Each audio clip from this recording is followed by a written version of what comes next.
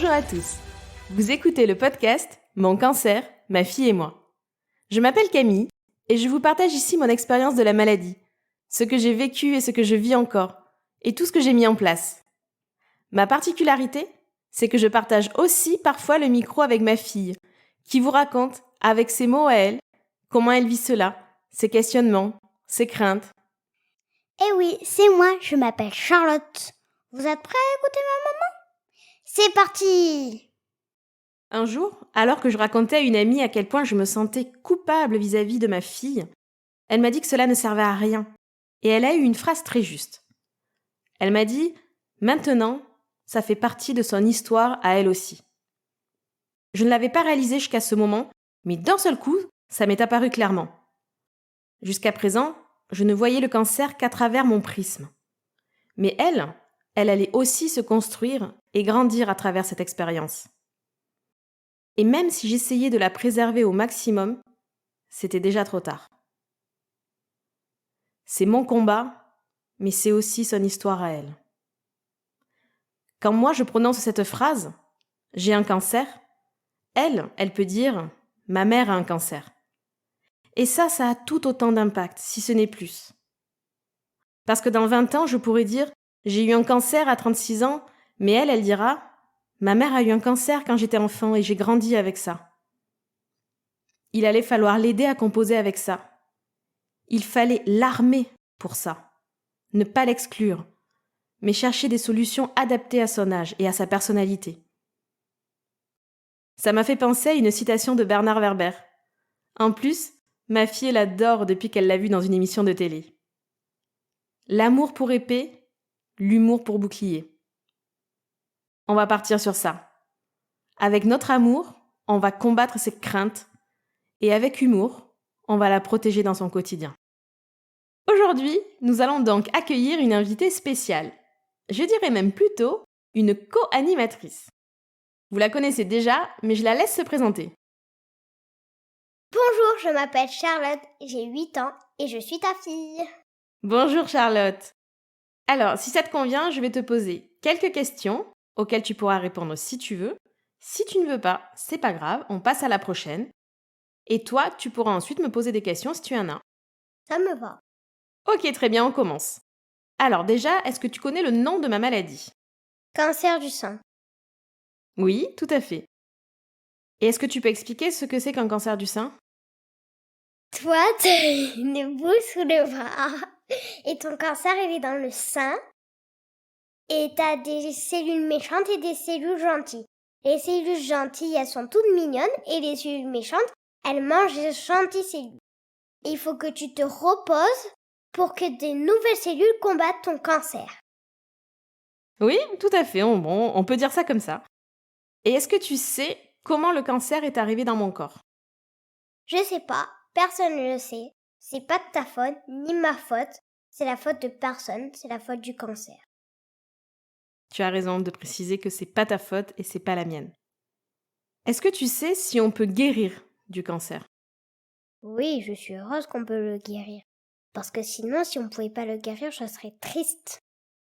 Est-ce que tu te souviens de ce que veut dire le mot rémission ? C'est quand le cancer, il dort. Quand il dort, le cancer, il faut qu'on le surveille. Et quand le cancer, il se réveille, faut le recombattre. Oui, c'est ça. Et alors justement, tu dis qu'il faut combattre le cancer quand il se réveille. Est-ce que tu te souviens de noms de traitements pour combattre le cancer ? Chimiothérapie. Oui, c'est celui qu'on entend le plus souvent, tu as raison. Alors, il y a plusieurs traitements, donc je vais t'aider un peu. Donc moi, j'ai 5 moyens de combattre le cancer. Le premier, comme tu l'as cité, c'est la chimiothérapie. Est-ce que tu peux nous dire quelques mots sur la chimio ? Oui, c'est le porte-à-4 qui part du cou, qui va au cœur. On met une perfusion, un produit qui va au cœur. Et après, le cœur, il envoie partout dans le corps. Exactement, tu as très bien décrit ça. C'est ce qui se passe à chaque fois que je vais en chimio à la clinique. Ensuite, il y a la radiothérapie, les rayons. Est-ce que tu t'en rappelles ? Oui, le docteur, il prend un feutre, il te met des points. Tu passes dans une machine.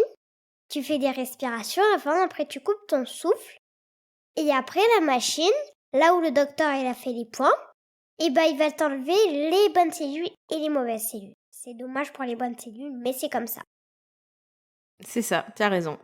Et donc, je coupais mon souffle parce que moi, je faisais la radiothérapie en inspiration bloquée. Un peu comme les plongeurs en apnée qui doivent aller sous l'eau. Ensuite, il y a la chirurgie. Est-ce que tu te souviens d'une de mes chirurgies? Je réfléchis. Je vais t'aider. Regarde sous mon bras. Ah, oui, c'est bon. Le docteur, là où tu as fait ta boule, ta tumeur, Alors moi, c'est pas une tumeur. Est-ce que tu te souviens du nom? C'est une métastase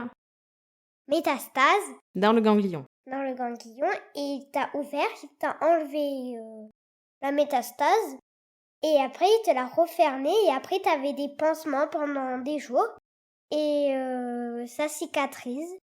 Et comme au début la chimiothérapie, le porte-à-4, on dirait un feutre un petit peu. Et parfois, quand on touche, ça te chatouille ou ça te fait un petit peu mal. Oui, le feutre, c'est la cicatrice. Donc ça ressemble à un trait de feutre, la cicatrice du porte-à-4. Et tu la trouves comment, ma cicatrice? Elle est belle. Merci, c'est gentil. Alors, tu as raison, j'ai eu donc 2 chirurgies. La première lorsqu'ils m'ont mis le porte-à-4, le boîtier, et la deuxième lorsqu'ils m'ont enlevé les ganglions.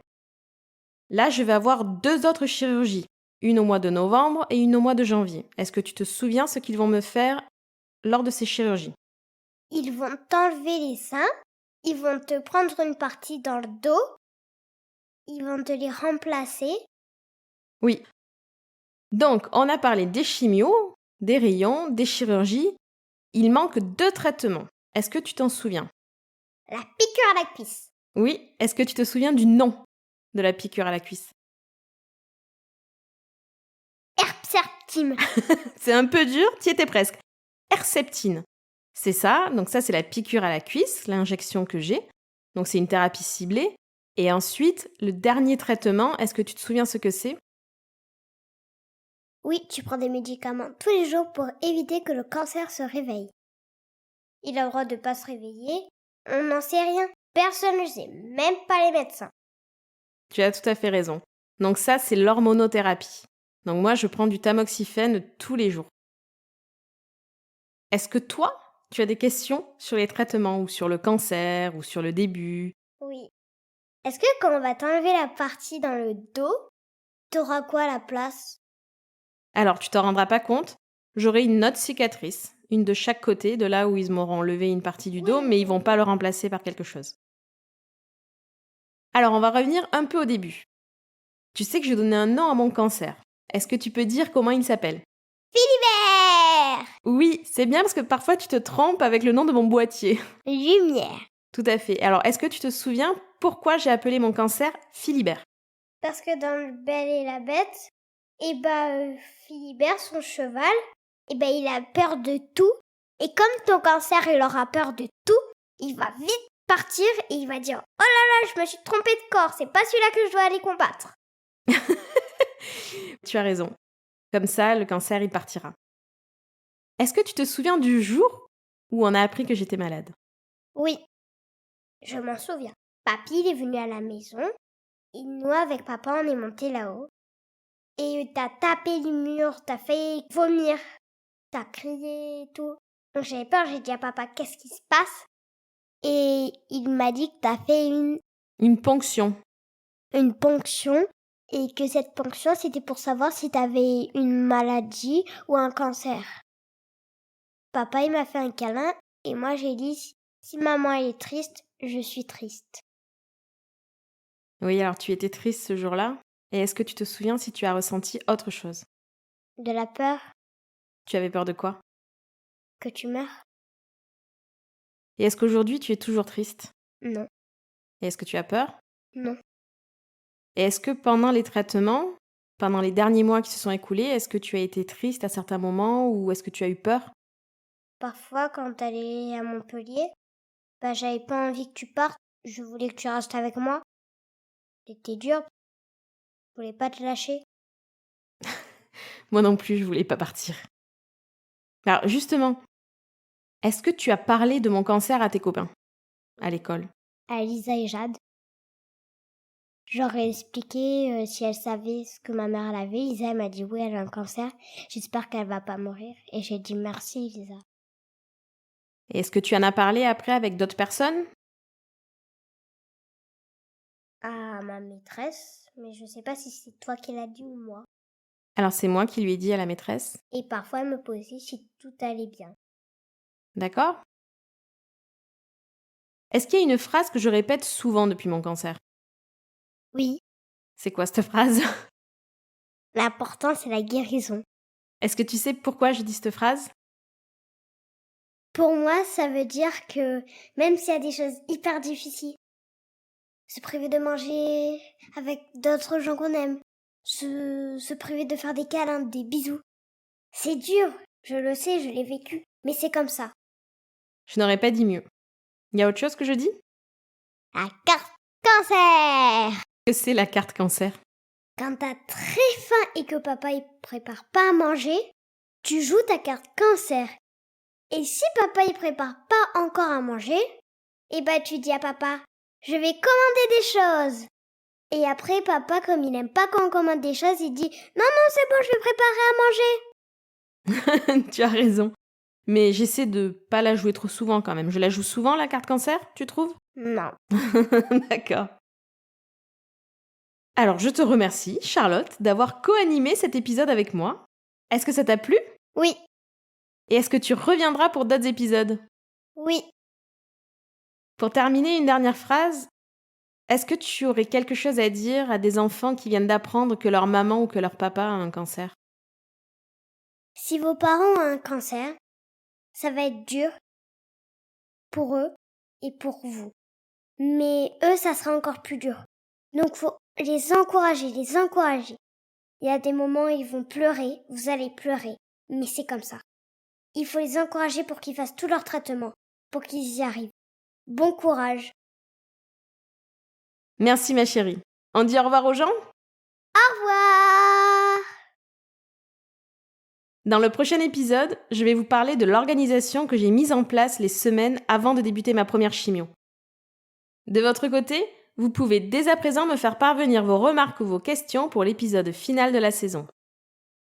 Je vous remercie de m'avoir écouté jusqu'à la fin et j'espère que cela vous a apporté quelque chose.